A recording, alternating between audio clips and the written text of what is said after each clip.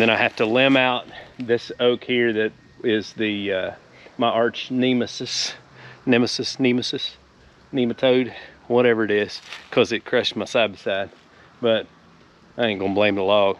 Well, hey there, hobby homesteaders. Welcome back to Peaks Peak. We are back up at the Woodyard. Yesterday, we dropped a couple of really nice trees and we cut them into logs, 8 logs in total.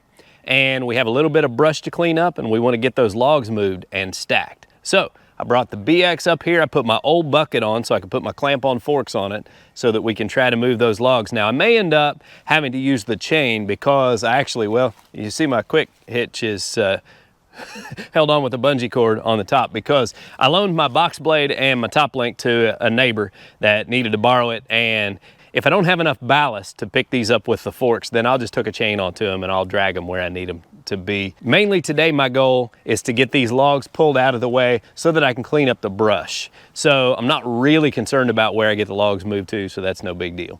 We are having a good time getting this Woodyard set up. Hope you guys are enjoying it. Let's get to work. Now listen. I wore all of my safety gear yesterday when I cut these trees down. And then this morning, I got a text because I released a video from a couple of weeks ago where I was operating the chainsaw with no safety gear on. And I got a severe reprimand from one of my followers who said he's gonna take to the comment section if I don't do better about wearing my safety gear. So, this one's for you, Ed. How about them apples?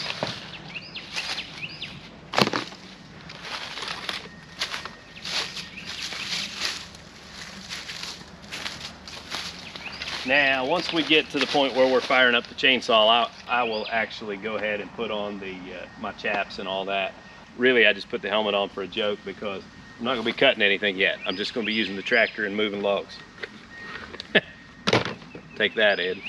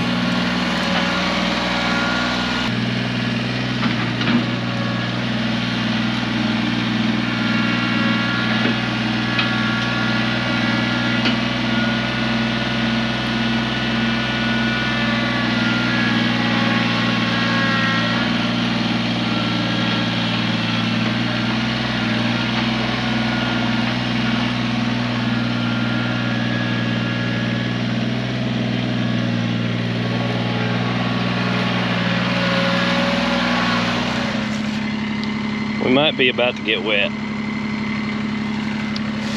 just gonna ride it out.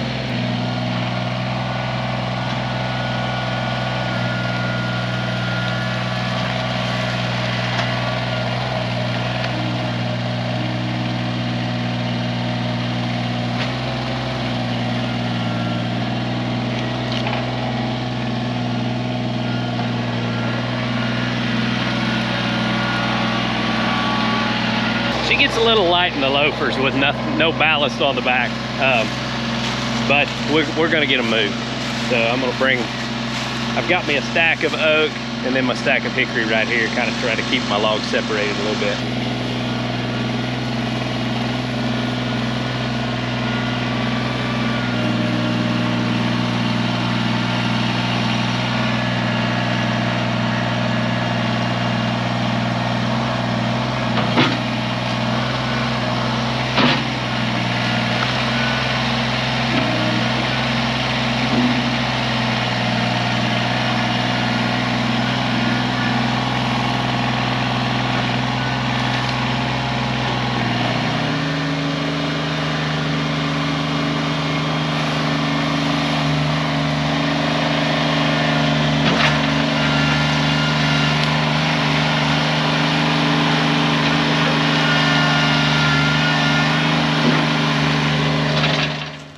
The rain is coming. I don't know if I'm gonna ride it out or not. It might miss us. I don't know. I'm gonna put the lid on my safety gear and stuff here anyway.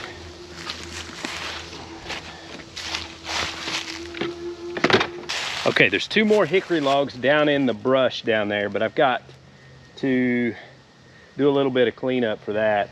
This one's gonna be firewood, so we'll cut it up into firewood, and then I have to limb out this oak here that is the my arch nemesis, nematode, whatever it is, because it crushed my side by side. But I ain't gonna blame the log. I'm just gonna cut it up into lumber.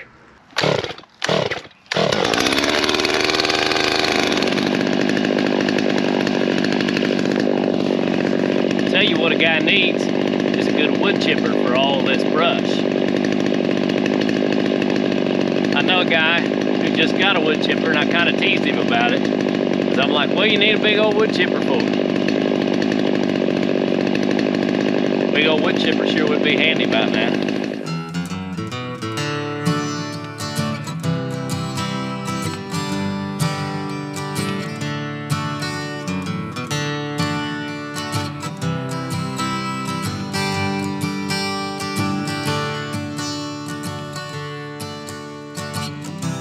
Now we got a nice straight oak log that we can measure out, paint some markers on, and chop it into logs, put them on the pile.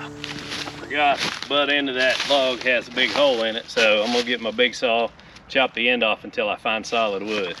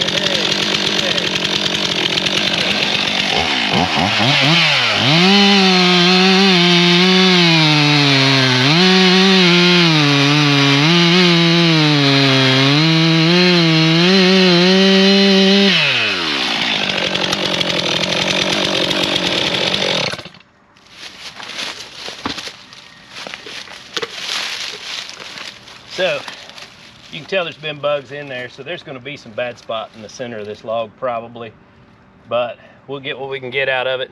There's where I first cut to, and there's a decent little hole right there, so I decided to take another 6 inches off. That looks pretty good, so I'll measure out, mark it, and see what kind of logs I can get out of it now.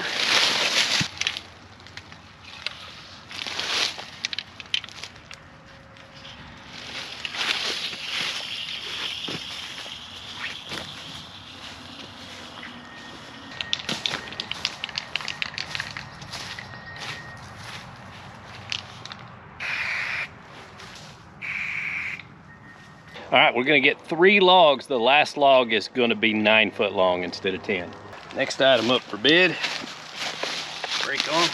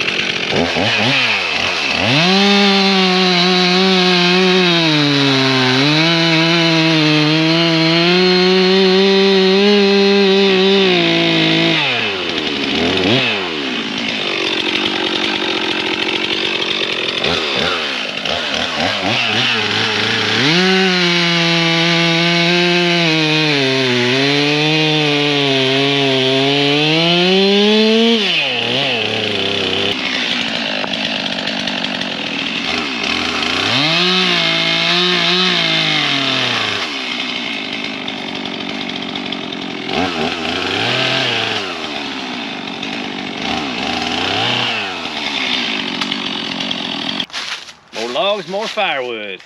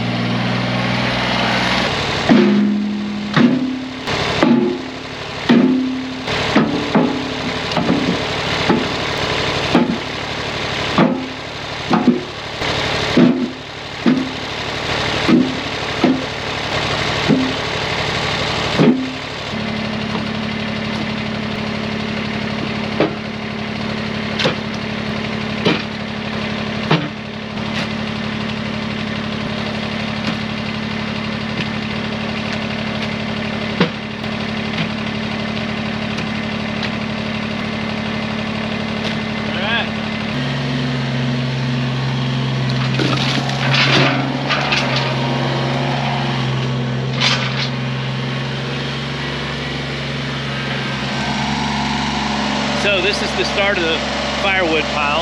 We'll have to get the log splitter over here. We're gonna build a shelter to store firewood in and run the log splitter. And I intend to build all this stuff out of lumber that we mill, out of trees that we have on our own property.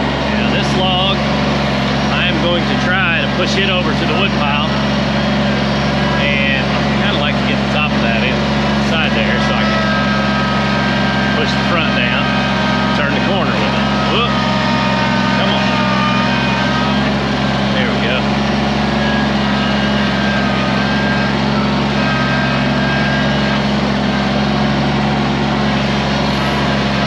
Hard to hold the camera and operate the tractor too.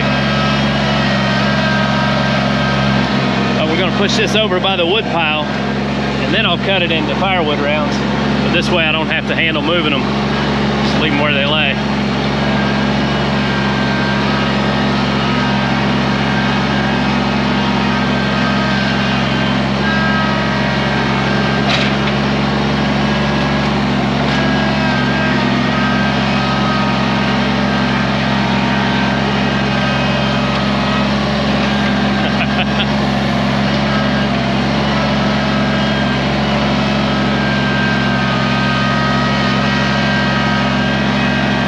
Shaped like a banana, it doesn't want to drive very well.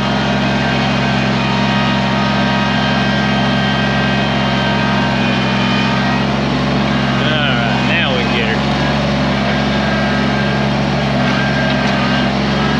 It's a pretty good sized log. I didn't want to try to pick it up.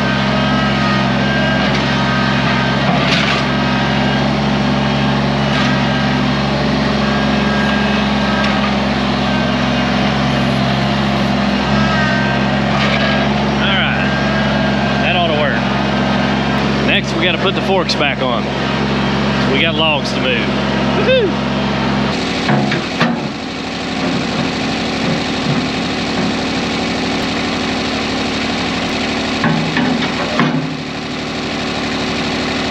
These clamp-on bucket forks, they come in really handy, and I'm glad I bought them.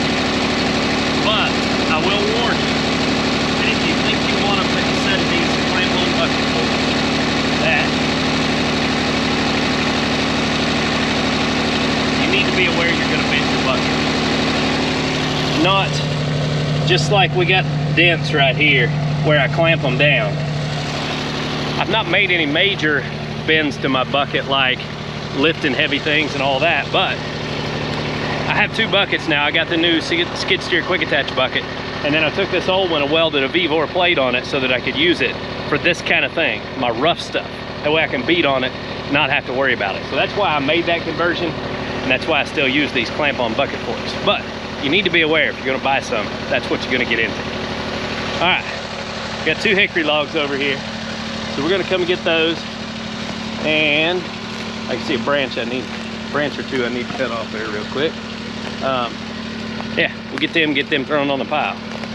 Now this is part of why I like my Artillion attachments, because I can keep my saw right here handy and it's ready to roll. And also I've got my bucket with me. I just got it set up over there with the lid on it because it's raining a little bit right now. So let's get these branches off.